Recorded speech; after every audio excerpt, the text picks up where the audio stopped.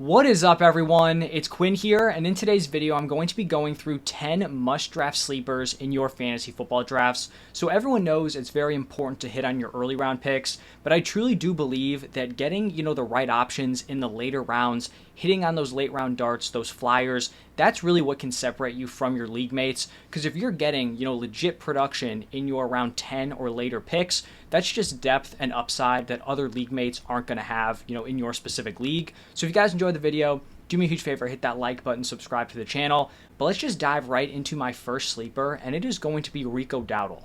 Right now, he is being drafted as the running back 45, and he's being drafted after Zeke on pretty much every single fantasy football platform. And in most leagues, he's going to go one round, maybe even 2+ rounds after Ezekiel Elliott. But all the reports out of Cowboys camp are kind of favoring Rico Dowdle to be the running back one. And I'm not here to make the case like Rico Dowdle is some sort of amazing running back, that he's really this like stud RB who's just been slept on. I don't think he's anything all that great, but I would much rather draft the 26-year-old compared to Zeke, who has already proven that he's, been washed for at least a couple years now. Like Rico Dowdle, he's at least a little bit unproven, where he hasn't actually shown us that he's just not been all that great at football over the past couple of years. And I understand, this is not a pretty Cowboys backfield. It's probably one of the worst, if not the worst, running back room in the entire NFL. But I still want to take a flyer on this backfield. The Cowboys were the highest scoring offense in the NFL last season. Tony Pollard, their running back one, had the second most red zone touches for all running backs last year. So someone is going to be fantasy relevant in this backfield. I think Dowdle is going to be the guy, or I think he has the best opportunity to be the guy. So he's the one I'm willing to take a swing on. Now, my second sleeper is going to be at the wide receiver position, and it is going to be Dontayvion Wicks, who is currently being drafted as the wide receiver 60. And the more we hear about this Packers wide receiver room and how LaFleur wants to run a committee, he thinks he has this rotation of 4 talented wide receivers in Christian Watson, Jaylen Wright, Dontayvion Wicks, and Romeo Doubs. The more we're hearing about this, the more interested I am in just taking flyers on the later round options. So instead of paying up for like a mid-third round or a mid-wide receiver 3 Jaylen Wright, or like a fringe wide receiver 3 Christian Watson, I'd rather just throw a dart on wide receiver 60 Dontayvion Wicks. He had a solid rookie year, 8 PPR points per game, 39 receptions, 581 receiving yards. The counting stats aren't anything crazy, like 8 PPR points per game. Obviously not mind-blowing production, but he was very efficient with his opportunities when he was out on the field. He was 11th in yards per target. He was 24th in yards per route run. In the first preseason game where the Packers played their starters for like one single drive, he ran one route on 2 of their dropbacks. On that one route, he caught a 65-yard touchdown pass. So I'm just willing to buy into the uncertainty of this Packers offense. I think he also has like some handcuff upside, which is kind of rare at the wide receiver position, where you have a guy like Christian Watson, who's missed a lot of time in his first 2 seasons. If Watson's out, that obviously could elevate Dontayvion Wicks, get him more opportunities. So when I'm looking for these late round wideouts, I want guys who are fairly young, kind of unproven options, who can break out in their offenses. And I think Dontayvion Wicks definitely kind of fits that profile. My third sleeper is going to be back at the running back position, and it is going to be Jaylen Wright, being drafted as the running back 51. And I feel like he's maybe the one running back here who has double-headed handcuff upside. And what I mean by that is that most running back 3s are completely irrelevant for fantasy, unless you're like rostering them in like a dynasty league. Like no one wants a team's 3rd running back. But the Dolphins are like the rare exception, where they supported 2 top 5 running backs in points per game last year. Both Raheem Mostert and Devon Achane were top 5 in PPR points per game. So an injury to either Achane or Mostert could turn Jaylen Wright into a very fantasy relevant option. He's a 4th round rookie, a great athlete, ran a 4.38 40 at 5'11", 210, which is a great speed score. I think he's a great fit in this Mike McDaniel offense. I'm someone who is very high on Achane this season. A lot of people out there really like Raheem Mostert, and I'm like fine with him at his current price. But we also have to acknowledge he's 32 years old, has a pretty extensive injury history. A lot of people like to throw out that Achane is injury prone. If you actually look at a player who has dealt with a lot of injuries throughout their career, that guy would be Raheem Mostert. And, maybe he's solid once again this year, but it's also possible that he could fall off the age cliff at any point and pretty much just turn to dust. So right now, Jaylen Wright is 3rd on the depth chart. This time last year, Devon Achane was 3rd on the depth chart behind Raheem Mostert and Jeff Wilson. So I think Jaylen Wright has that handcuff upside, but I also think he has the upside of just working his way into this offense. If Raheem Mostert is starting to slip or, gets hurt, isn't the same guy, then I think Jaylen Wright could step up and be fantasy relevant in year one. So a great handcuff option, but I think also has a little bit of juice, outside of that. Now, the next player is going to be the only quarterback I have here, and it is going to be Justin Fields. He's currently being drafted as the quarterback 26, and I just don't think you're going to be able to find a quarterback with the upside of Fields anywhere near this ADP. And I'm definitely not blind to the fact that there's an obvious reason why he's going, this late in drafts, and it's because he straight up might not play a snap this season. I'm sure he'll get in at some point, but he may not be the starter for the entire season here for the Steelers. Russell Wilson still seems to be the favorite to be the QB1 for Pittsburgh. And if Russ plays well enough, they're a competitive team, then Fields could definitely just be completely irrelevant. But what if Russ starts the season as the starter, looks rough through the first few weeks? You'd think the Steelers would at least want to see what they have in Justin Fields, right? Russ is like the veteran. He's towards the end of his career. Justin Fields, younger option, even if they don't think he's the future, I feel like you at least want to get that answer. And so fantasy-wise, Justin Fields has a rushing ceiling that very few other quarterbacks can match. In 2022, in just 15 games, he rushed for 1,143 yards, also rushed for 8 touchdowns. I think he's a pretty solid fit in this Arthur Smith offense, like a high-volume rushing attack.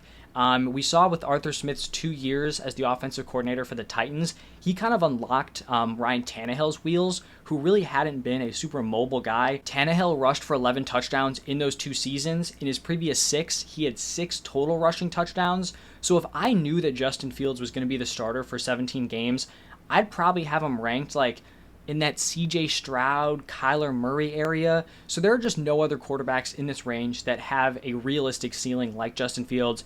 He just needs to get out there. And so maybe, you just watch out for him on waivers. If Russ struggles, you snag him. Or maybe you draft him in the last round of your fantasy drafts, or before you draft a kicker or defense.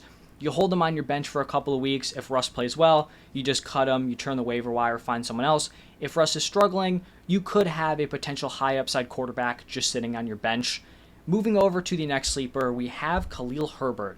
And I think he is in a very interesting spot this season because he can pay off for fantasy in a few different ways. I think first off, he just has the standard handcuff upside where if DeAndre Swift goes down, he's someone you could probably start in your flex, a potential running back 2 option.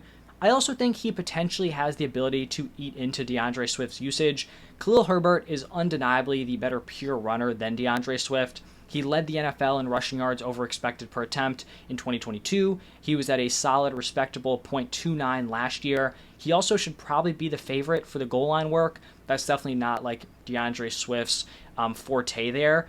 And I know DeAndre Swift did get paid, but it definitely doesn't guarantee that he has this lockdown running back 1 role for the entire season. People were trying to make that argument last year for Miles Sanders, where it's oh, he got the money, you follow the money. And normally that is a decent bet, but like I said, it's not a guarantee because Miles Sanders got paid and he was, pretty irrelevant fantasy-wise towards the end of last year. And just for whatever reason, DeAndre Swift has not been able to stick in either Detroit or Philly. It's he comes in, the fans think he's pretty good. They start to lower his playing time. The fans wonder why, and then he's kind of gone. So I'm a Bears fan. I hope DeAndre Swift pans out, but I'm not expecting him to come in and be this slam dunk free agent signing. And then I think probably the most upside that Khalil Herbert has is with a potential trade. The Bears' current running back room, they have DeAndre Swift, who they just signed. You have Roschon Johnson heading into year 2, and then you also have Khalil Herbert. So it's a fairly crowded running back room, and so I could definitely see the possibility that Khalil Herbert gets traded to a running back needy team like the Cowboys, who I talked about earlier, or potentially the Chargers. And I think you look at the Chargers, Cowboys running back room, in my opinion, Khalil Herbert would be the top guy in both of those rosters. So that upside is also kind of baked in here. So just an interesting player who can pan out in a few different ways. Now we're going to go back to the wide receiver position and talk about Xavier Legette, because he's being drafted as the wide receiver 66. And full transparency, I was not the biggest fan of Xavier Legette as a prospect, but I do think wide receiver 66 is just too low for a first-round wide receiver who will likely be a starter, in week 1. Legette didn't break out until his 5th year, but when he finally did, he didn't limp to a breakout season. He was dominant. 12 games, 71 receptions, over 1,200 receiving yards, 7 touchdowns. The dude's a physical monster. He's a great athlete. 6 foot, 221, ran a sub 4.40 at 221 pounds, had a 98th percentile speed score. So I would rather take a swing on the unknown in Xavier Legette over like a veteran that's already proven they're not fantasy relevant. So like I said, wasn't huge on him as a prospect, but for redraft, I think he's a pretty solid pick. We're going to go back to the running back position and talk about Bucky Irving, who is currently being drafted as the running back 55. And based on the first 2 preseason games, it looks like Irving has kind of stepped up and established himself as the running back 2 here in Tampa. And I think that's already worth a pick here at running back 55. Like if he's just a pure handcuff, I feel like this is a fine spot to draft him. But I think there's also reason to believe that he could potentially eat into Rachaad White's usage. With Dave Canales at offensive coordinator, Rachaad White was 4th in snap share, 8th in opportunity share, but White actually had the most rushing yards under expected out of every single running back. He was at 3.6 yards per carry last year. He was at 3.7 as a rookie. So far, he has been very inefficient on the ground. And then you look at Bucky Irving, and kind of similar to Rico Dowdle, like I'm not making the case that Bucky Irving is some sort of like amazing running back. He's very undersized. He didn't test well athletically, but in college over the past 2 seasons, he averaged over 6 yards per carry. He's also kind of surprisingly very good after contact. Last year in college, he was at 3.99 yards after contact per attempt. He was even better in 2022. And that 3.99 yards after contact per attempt, that was better than Jonathan Brooks. It was better than Trey Benson. It was better than Marshawn Lloyd. It was better than Blake Corum. So it was better than a lot of quality running backs that were drafted ahead of him in this most recent draft class. Also better than like a tank in Braylon Allen, who's been getting a lot of hype. So I think Irving, despite being undersized, not the best athlete, I think he could push his way into a committee. And like I said, this is not me making the argument that like Bucky Irving is amazing, but I just think when you have a running back in Rachaad White, who has kind of underperformed, not been the most efficient option, you have a new offensive coordinator coming in, I just think it opens up for the opportunity for someone else to earn a role, and Bucky Irving could potentially be that guy. Now, another rookie running back that I want to talk about here is Ray Davis, and he seems like another guy who has kind of locked up the RB2 role, and I think he could be one of the most valuable handcuffs in all of fantasy. He's playing behind James Cook on this top-tier Bills offense. I think he also has some potential to be used as the goal line back. The Bills clearly don't want to use James Cook there. Maybe they want to preserve Josh Allen. They don't want him putting his body on the line, every time they get in the red zone. So Ray Davis could also get some work there. But I think, most importantly, he's just a top-tier handcuff option and has looked good through the first couple of preseason games. Then looking at the wide receiver position, I believe this is my last wideout here. We have Jalen Polk being drafted as the wide receiver 67. He was an early round 2 pick, going to a wide open Patriots wide receiver room. It doesn't seem like, based on the preseason usage, that he has earned a starting spot yet. But when you watch this Patriots offense, it is painfully obvious that he should be out there with the ones. Like the Patriots in their last preseason game, they started KJ Osborne, Tyquan Thornton, and then Demario Douglas.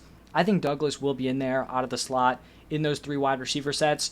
But there is no reason why Jalen Polk should be held off by Osborne or Thornton for, the foreseeable future. So I think he's going to work his way in. And then you're kind of just betting on uncertainty. Like, I know people think Drake May is going to struggle. This isn't going to be a great offense. And I don't think they're going to be some top-tier unit. But there's also the upside that Drake May comes in, plays really well. Jalen Polk is his wide receiver 1 and is someone you could trust as like a wide receiver 3 flex option on your rosters. And then the one tight end I'm going to talk about, it's going to be Taysom Hill. He's being drafted as the tight end 24, and he is becoming by far my favorite later round tight end dart. He's definitely not someone who's going to have like the typical tight end usage. You're not expecting him to be like second on this team in targets. He's still going to run some routes. He's going to give you something as a pass catcher, but I think what's going to carry him is his rushing production. This is kind of a pretty uncertain Saints running back room here. You have Alvin Kamara, who even though he was great for fantasy last year, he's pretty washed. The efficiency hasn't been there. I think he's more of like a pass-catching back at this point in his career. You have Jamal Williams, who didn't make a huge impact last year. And then you have Kendre Miller, who the Saints seem to be pretty low on, hasn't been able to stay healthy. Alvin Kamara did not play in week 2 of the preseason, but in that game with the starters, Taysom Hill took 5 of the 13 carries. I think he's also going to be someone who's used as a weapon in the red zone, whether it's as a pass catcher, a runner, maybe a passer. He's going to have a few pass attempts, throw a couple of touchdowns on like trick plays. unique setups.